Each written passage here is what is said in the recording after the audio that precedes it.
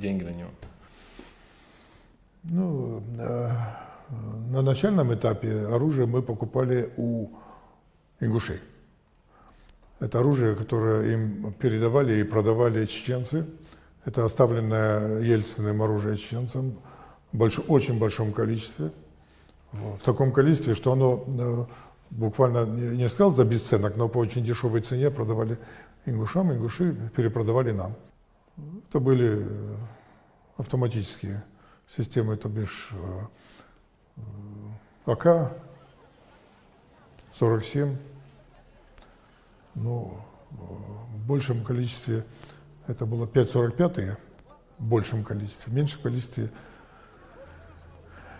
7,62. Покупались также РПГ, потому что мы понимали, что у грузин танки есть, у нас не было танков.